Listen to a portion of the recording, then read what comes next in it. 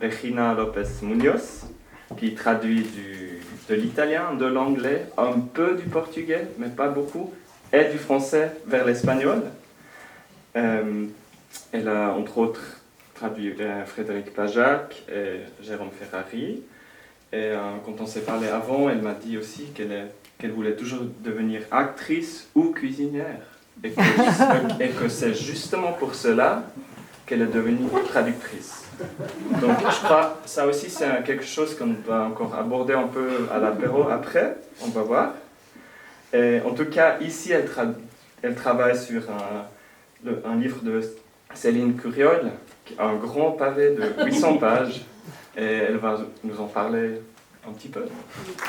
Merci Steven, merci pour la présentation. Je tiens à remercier bien sûr la Maison des traducteurs de Lorraine et le Château de Lavigny pour m'avoir retenu.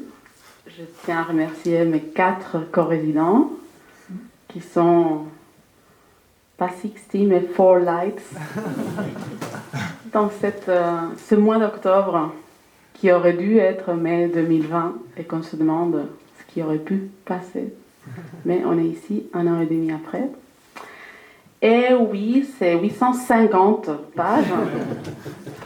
Et je suis venue travailler un peu sur ce projet qui m'occupe depuis le printemps déjà et qui va encore m'occuper pour quelques mois. C'est obligé. C'est un livre qui est sorti en France chez Actes Sud en janvier de cette année. C'est une commande que j'ai reçue. C'est aussi important de dire que je travaille sur commande principalement.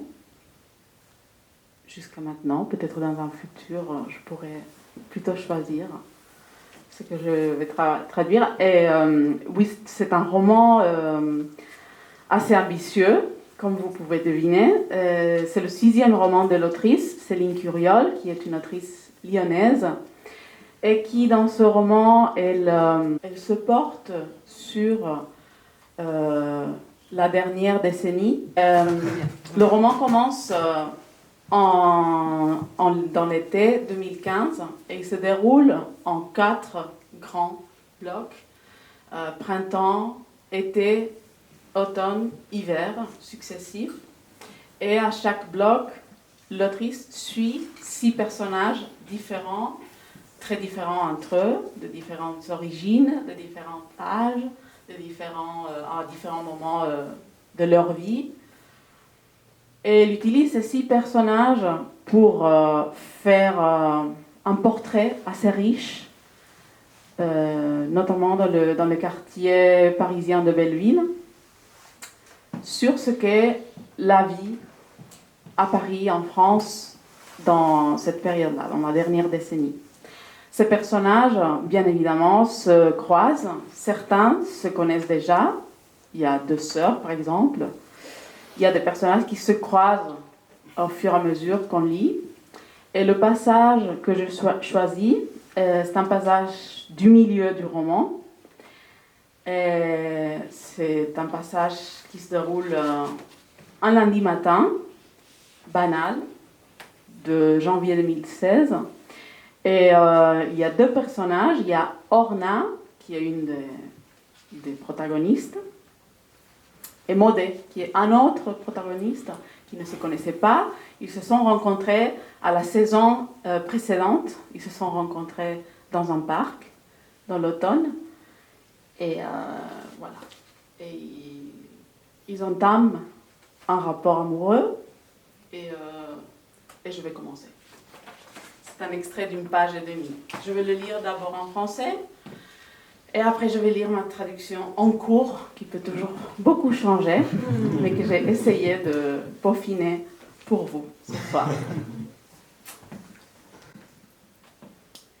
Observer l'espèce de chorégraphie matinale de Modé lui donne l'impression d'être à la fois incluse et intruse. Plus que le sexe, le comble de l'intimité se joue là, dans ce réveil côte à côte, cette traversée simultanée d'un intermède flou où chacun n'est pas encore maître de ses attitudes et paroles, où les premiers gestes et mimiques trahissent une vulnérabilité, un reste d'enfance, les manies de la vieille ou du vieux en devenir. Les cheveux sont rebelles, les yeux cernés, les articulations raides, la prosodie bancale. Rien ne rappelle la prestance apprêtée de l'amoureux. C'est plus séduisant éclat. Et pourtant, son odeur de sommeil est un transport délicieux. L'autre apparaît d'une intégrité virginale, à la fois élusif et éminemment lui-même, lavé des ruses et des convenances de l'existence diurne. Durant ces instants, on peut alors percevoir cette altérité tout en la sentant plus que jamais proche. Tu ne vas pas être en retard? La question pourrait être anodine, voire prévenante, mais elle y perçoit de l'irritation. Et si je restais là?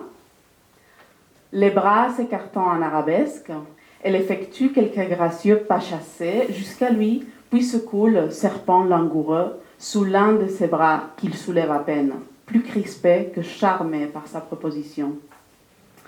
On n'est pas dans la rigolade ce matin. Je ne suis jamais dans la rigolade le matin. Ce n'est pas faux.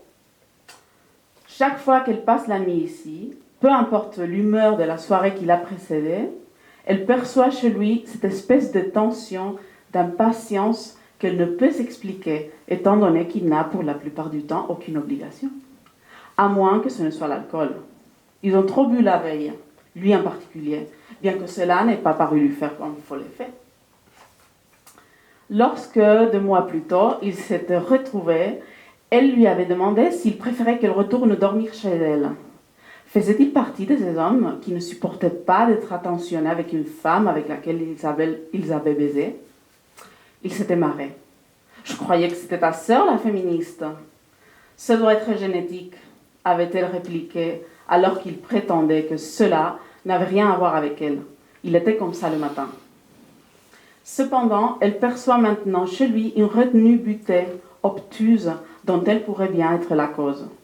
Elle se lève du canapé sans qu'il ait un geste pour exprimer sa tendresse. Puisque c'est comme ça, je ne vais pas traîner, hein? Je ne voudrais pas abuser. L'intonation qu'elle adopte n'arrange rien, car à son tour, il se dresse, exhalant un soupir las. C'est quoi le problème, merde? Elle le regarde. Le ton est ici ce qui compte. Pas le contenu de cette question en toc qu'il pose pour se prémunir de toute récrimination. Elle répond « aucun ». L'astuce fonctionne, c'est pendant qu'elle sent se densifier leur antagonisme comme s'ils devenaient une pelote gélatineuse obstruant leur canaux d'échange sensoriel. Sans avoir bu la moitié de son thé, elle se replie vers la chambre. Elle connaît la façon dont certains désaccords minimes peuvent conduire à la débâcle. Une anicroche, et autour de celle-ci s'agrègent les sentiments négatifs, les harassements petits et les grandes frustrations, jusqu'à atteindre une taille démesurée, formée en un brouillamini aussi volatile qu'une charge de dynamite.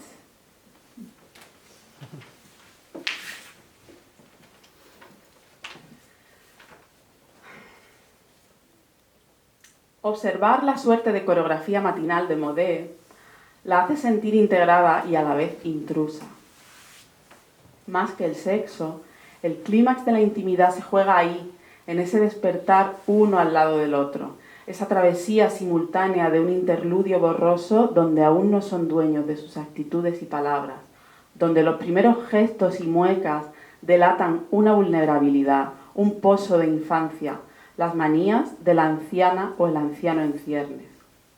El pelo rebelde, la mirada ojerosa, las articulaciones rígidas, la prosodia coja, nada hace pensar en la prestancia afectada del enamorado, en sus destellos más cautivadores. Y sin embargo, su olor a sueño encarna un éxtasis delicioso.